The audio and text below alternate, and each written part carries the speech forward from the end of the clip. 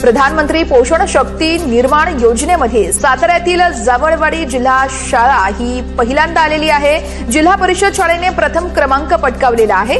तर चिमुकल्यांनी फुलवलेल्या परसबागेतील भाजीपाल्याचा विद्यार्थ्यांच्या पोषण आहारामध्ये वापर केला जातो।